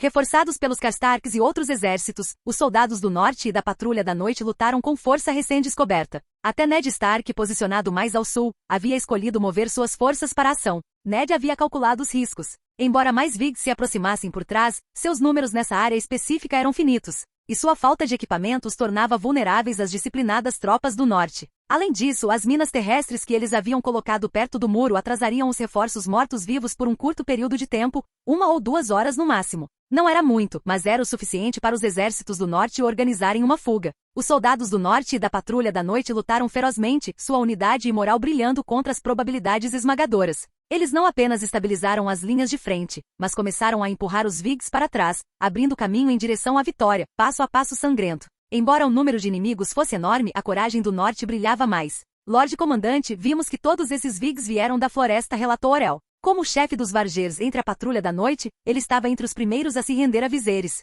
Seu tom era firme, mas seus olhos penetrantes traíam preocupação. Ned franziu a testa pensativo, como se um mapa estivesse se formando diante de seus olhos. A leste do norte ficava a Baía das Focas, seu terreno denso com floresta. A oeste, a Baía de Gelo fazia fronteira com as terras montanhosas acidentadas, lar dos clãs do norte. A região era uma mistura de florestas e contrafortes, com os contrafortes em camadas espalhados por toda parte. Ficou claro que o Rei da Noite provavelmente usou a cobertura da floresta e das montanhas para manobrá-los. Se o inimigo estivesse flanqueado da floresta para o leste, o passo lógico era avançar para aquela área. Deepwood Motte, a fortaleza da Casa Umber, era a posição defensável mais próxima. Talvez eles pudessem estabelecer um ponto de apoio lá e resistir até que os reforços chegassem. Meu senhor, a Torre Sebone está se movendo em nossa direção para o sul. Kinshanger, visivelmente angustiado, trouxe as notícias urgentes. Embora suas palavras fossem desconexas, Ned rapidamente juntou as peças da situação. Erguendo o binóculo, Ned examinou o horizonte. Apesar da luz fraca, a Torre Sebone era inconfundível. Sua estrutura maciça e branca como osso se avultava, um contraste imponente contra a escuridão ao redor. Ele conhecia bem suas capacidades devastadoras dos testes anteriores de Viserys. A torre podia liberar 2 horrores, uma névoa de gelo congelante que extinguia qualquer traço de calor e lanças mortais de ossos de gelo, cujo poder superava em muito o armamento mortal. Esta não era uma luta que o aço poderia vencer. Somente a magia poderia conter uma força tão avassaladora. No entanto, por enquanto, eles não tinham escolha a não ser se manterem firmes e suportar as baixas crescentes. Depressa, recuem para a retaguarda. A voz de Rickard soou, urgente e autoritária. Pai, deixe-me ficar. Eu já sou um patrulheiro da noite, deixe-me morrer aqui. Protestou seu filho. Pare com essa bobagem. Os patrulheiros da noite não têm paz? Eu não vou ficar aqui e assistir você morrer diante dos meus olhos. Rickard retrucou. Seu amor pelo filho mais velho era inabalável, memórias dos primeiros passos do garoto, seu primeiro golpe de espada e seu primeiro tiro de flecha inundavam sua mente. Seu filho era seu legado, a continuação de sua vida. De repente, o campo de batalha foi perfurado por um som ensurdecedor. Lanças de gelo, grossas como braços, choveram em torrentes. Milhares de torres de ossos de gelo se alinhavam no horizonte, lançando dezenas de milhares de flechas de gelo e lanças nas posições do norte e da Patrulha da Noite. O ataque gelado destruiu a armadura como se fosse papel, espalhando sangue quente pelo chão congelado. Rickard protegeu seu filho com seu corpo, mas uma enorme lança de gelo rasgou os dois, congelando o sangue vital quase instantaneamente. Em todos os lugares, a história era a mesma. Lordes caíam sob a barragem implacável, alvejados com precisão arrepiante. O corpo de Griation eriçava-se com mais de uma dúzia de flechas de gelo. Perto dali, Rickon e Bran choravam enquanto Robb, empalado no estômago por uma lança de gelo,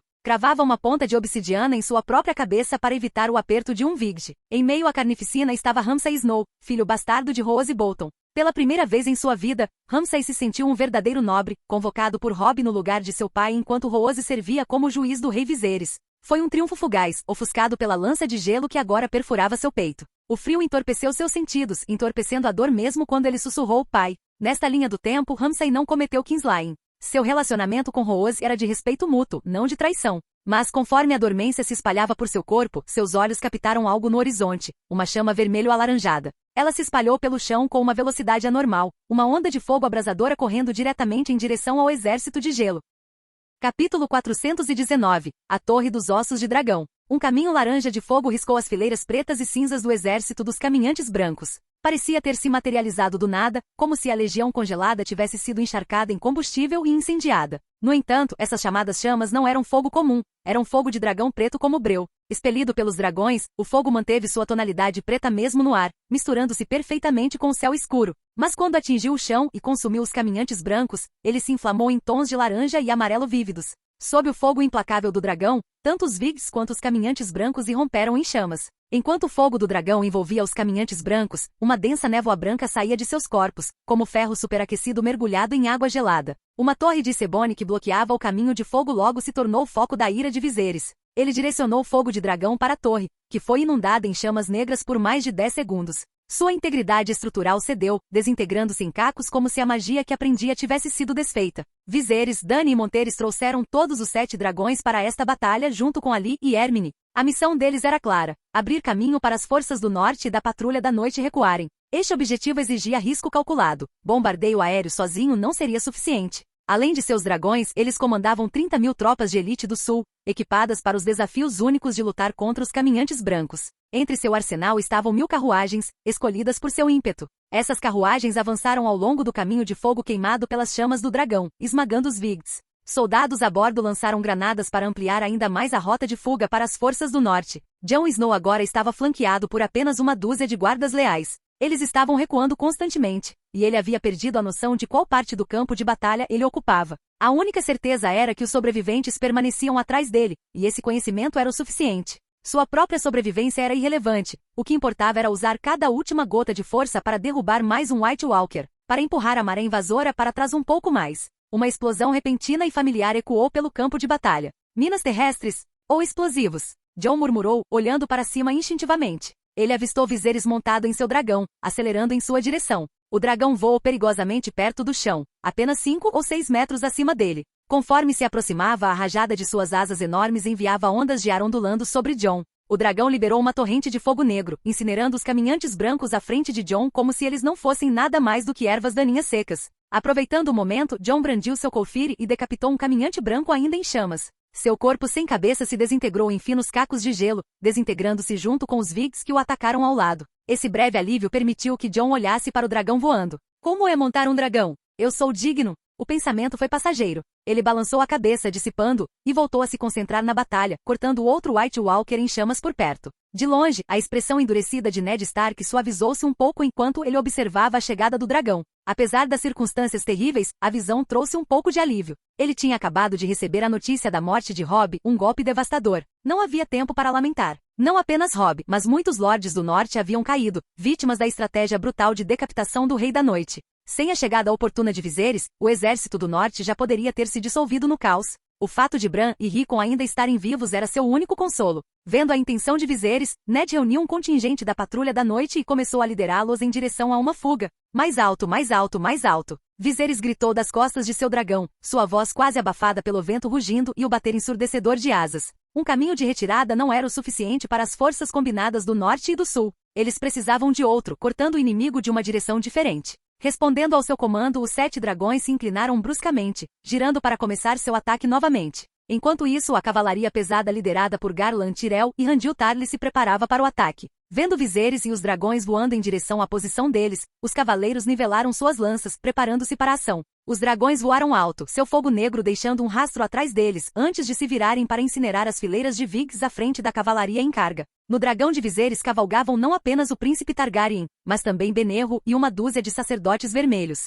Este era o momento deles, sua chance de estudar as enigmáticas Torres e Sebone. Viserys inicialmente acreditou que derrotar o Rei da Noite exigiria um ataque massivo do exército para capturar uma ou duas dessas torres. Agora, no entanto, a situação havia apresentado uma oportunidade inesperada. O reconhecimento aéreo pelos sacerdotes vermelhos poderia fornecer insights sobre a estrutura das torres, conhecimento crucial para desenvolver uma contramedida. A Dragonbone Tower. Qualquer que fosse a forma que essa nova arma tomasse, Dragonbone seria sua pedra angular. E aquela torre Sebone? Viserys gritou, apontando para uma estrutura de 3 metros de altura abaixo. Sua voz teve que se elevar acima dos ventos ferozes e do caos da batalha enquanto ele emitia ordens para Dany e suas filhas. A torre estava isolada, com apenas alguns White Walkers e Vigds por perto. Sua localização em terreno acidentado dificultava a chegada rápida de reforços. Um candidato perfeito para um estudo mais detalhado, ou assim parecia. Vossa Graça, seria melhor se pudéssemos encontrar uma maior, sugeriu Benerro após um momento de reflexão. Seu tom carregava respeito e urgência. Uma torre maior renderia maiores percepções, especialmente uma de importância estratégica. O próprio Rei da Noite havia escolhido uma imponente torre Sebone de 100 pés como sua base de operações. Claramente seu tamanho estava ligado à sua importância. Viserys assentiu, mudando seu olhar para uma torre de 5 metros de altura. Embora relativamente isolada, seus arredores planos a tornavam vulnerável a reforços rápidos de forças inimigas. Vossa Graça, aquele ali, Benerro apontou para uma torre de osso de gelo de 7 metros de altura. Esta torre pairava ameaçadoramente, uma das maiores que eles já tinham encontrado até então. Suas defesas eram formidáveis, centenas de caminhantes brancos e vigs a cercavam. Entre eles, havia uma dúzia de vits gigantes, suas enormes estruturas projetando longas sombras na luz bruxuleante do fogo. Perto da torre, Viserys avistou um contingente de cavalaria de White Walkers. Esta unidade assustadora consistia não apenas de White Walkers em cavalos mortos-vivos, mas também daqueles montados em enormes aranhas. Suas pernas finas capazes de escalar terrenos traiçoeiros com facilidade. Caso reforços fossem necessários, os White Walkers montados em aranhas poderiam chegar à torre em 2 minutos. Do outro lado da torre havia ainda mais ameaças, uma grande força de guerreiros caminhantes brancos, disciplinados e preparados para a batalha. Viserys estudou a cena, pesando suas chances. Finalmente, ele se virou para Benerro, sua expressão resoluta. Eu posso te dar no máximo 15 minutos. O quanto você pode aprender da Sebone Tower nesse tempo depende de você.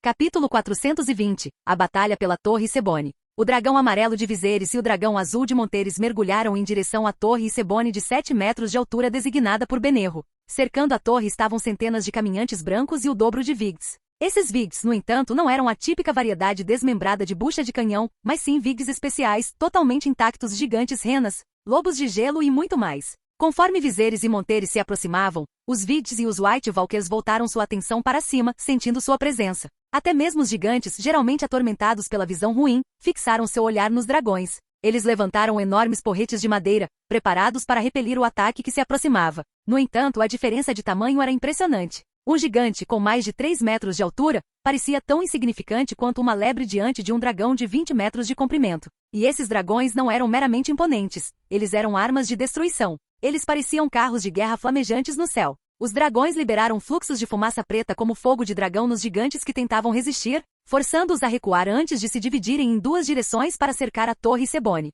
O inferno que eles liberaram transformou os vigs em tochas laranja brilhantes, enquanto os caminhantes brancos se desintegraram em cascatas de orvalho de gelo branco. O dragão amarelo pousou, varrendo sua imensa cauda em direção aos monstros ainda em chamas, mas móveis. Cada balanço poderoso de sua cauda de 10 metros de comprimento cortava a multidão como uma foice, acompanhado por um som lamentoso de "oh-oh". A força bruta limpava grandes faixas de inimigos. Em suas costas, um grupo de sacerdotes vermelhos se agarrava desesperadamente a um enorme colete de rede de pesca, preso ao redor do dragão, construído com grossas correntes de ferro e corda de cânhamo, com tiras adicionais para mantê-los no lugar. Apesar dessas precauções, alguns sacerdotes não conseguiam evitar vomitar com os movimentos bruscos do dragão. Felizmente nem o dragão nem Viserys pareciam notar. Enquanto os cavaleiros do dragão amarelo desembarcavam, Monteres e o dragão azul circulavam a torre Sebone, interceptando vigilantemente quaisquer Vigts ou White Walkers que se aproximassem da estrutura. Enquanto isso, Benerro levou os sacerdotes vermelhos para mais perto da torre, tornando-se os primeiros seres vivos a se aproximarem dela tão de perto.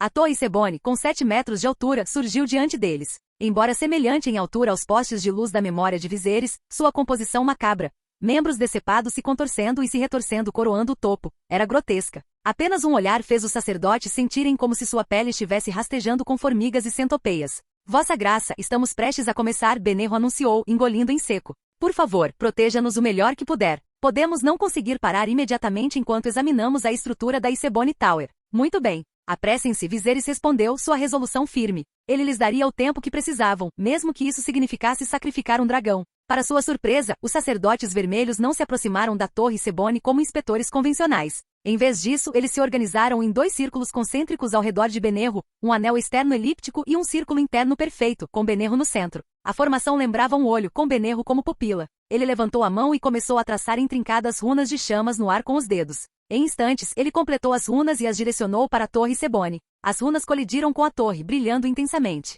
As cabeças no topo da torre Sebone, humano, urso, lobo, veado e mais, soltaram um rugido unificado, fumaça preta saindo de suas bocas. Viserys olhou para Benerro, notando a tensão gravada em seu rosto. Claramente, esse não era o resultado que Benerro havia previsto. Não havia tempo para pensar nisso, no entanto, pois os caminhantes brancos ao redor deles começaram a convergir rapidamente. Viserys apertou seu controle sobre a situação. Benerro precisava de mais tempo, e Viserys estava determinado a dar a ele. Viserys continuou a liberar jatos de fogo de seu dragão enquanto trabalhava para conter o avanço dos White Walkers. Junto com Monteres, ele construiu um firewall em chamas ao redor da Icebone Tower para proteger Benerro e os sacerdotes vermelhos. Embora o fogo fosse um impedimento natural tanto para os White Walkers quanto para os Vigds, sua determinação implacável revelou sua intenção. Ficou claro que eles entendiam o objetivo de Viserys e estavam dispostos a se sacrificar para frustrá-lo. A névoa gelada dos caminhantes brancos, liberada quando eles tocavam as chamas, tinha uma habilidade perturbadora de extinguir o fogo. Viserys observou enquanto um cavaleiro caminhante branco avançava diretamente para o inferno do dragão.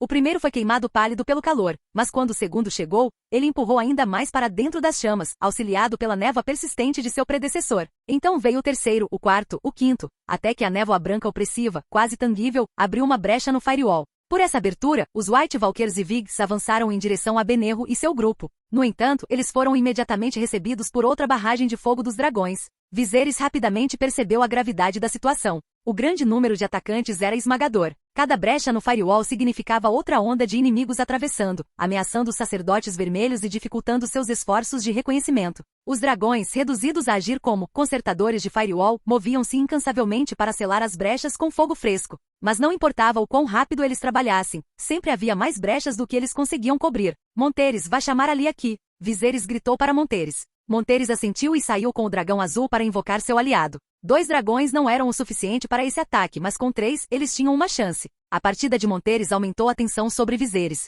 Sem se deixar abater, ele invocou sua magia de fogo para fortalecer as defesas. Sentado em seu dragão, ele começou a entoar um feitiço. O firewall rugiu para a vida, crescendo mais de 3 vezes em altura e 2 vezes em espessura. As chamas mudaram de vermelho para um branco intenso, seu calor abrasador um testamento de seu poder aumentado. As chamas brancas brilhantes iluminaram o campo de batalha escuro como um farol. Monteres, voando para buscar ali, virou a cabeça e engasgou com o espetáculo radiante atrás dele. A visão o encheu de determinação renovada. O alcance das chamas se estendeu além do campo de batalha imediato. Jaime, travado em um combate feroz, notou o caminhante branco diante dele hesitar, suas feições geladas subitamente iluminadas com uma clareza assustadora. Aproveitando o torpor momentâneo, Jaime rapidamente decapitou seu inimigo. Virando-se para a fonte da luz, ele viu as chamas imponentes florescendo como flores de fogo contra a noite. A visão dos dragões e do inferno ardente elevou os espíritos dos soldados no campo de batalha. Seus gritos ecoaram. Vida longa a vossa graça Viserys! Jon gritou, cravando sua espada em um Vigd. Vida longa a vossa graça Viserys! Berrou Garland, vestido com sua armadura verde, enquanto lutava contra um cavaleiro caminhante branco.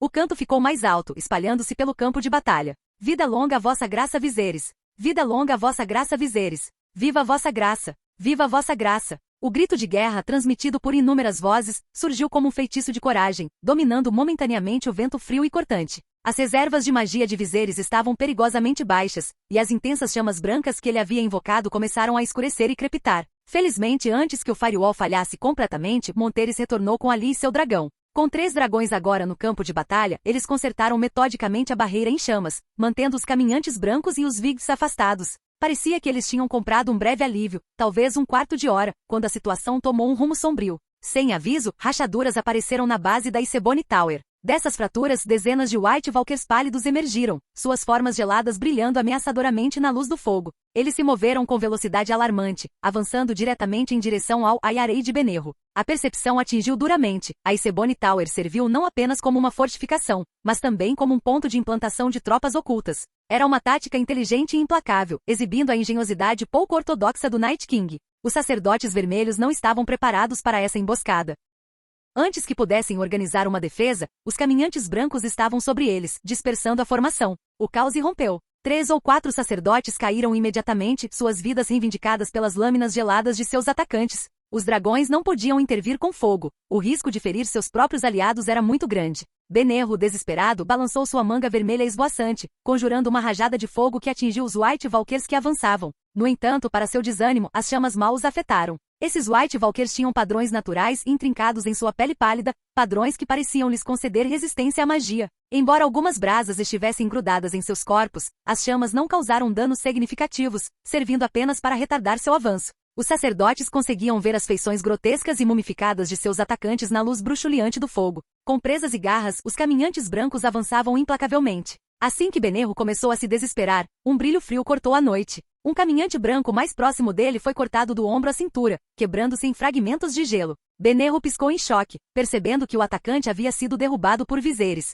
O rei saltou de seu dragão para a briga, cortando as fileiras de caminhantes brancos com uma precisão surpreendente. Embora resistentes à magia, essas criaturas eram fisicamente vulneráveis, e Viserys explorou essa fraqueza. Sua lâmina se moveu como um redemoinho, matando uma dúzia de caminhantes brancos em rápida sucessão e estabilizando momentaneamente a situação. Mas enquanto ele lutava, novas rachaduras se abriram na base da Torre Sebone, revelando uma fissura escura de onde mais caminhantes brancos rastejaram. Seus números aparentemente infinitos. De quanto tempo mais você precisa? Viserys exigiu, sem parar seu ataque. Benerro, embora ofegante e visivelmente tenso, respondeu com fervor, sua voz tingida de euforia. Vossa Graça, me dê apenas mais um quarto de hora. Mais um quarto de hora, e eu posso tornar a Torre Dragonbone ainda mais forte. Estava claro que em meio ao caos, Benerro havia descoberto algo extraordinário sobre a Torre Sebone, algo que poderia mudar o rumo da batalha. Obrigado por assistir. Se gostou, deixa o like e inscreva-se. E se possível, apoie o canal doando no Pix do canal na descrição. Qualquer valor ajuda. Assim o canal pode trazer vídeos de autores pagos, e novos vídeos são postados com mais frequência. Muito obrigado a todos, curtam o canal.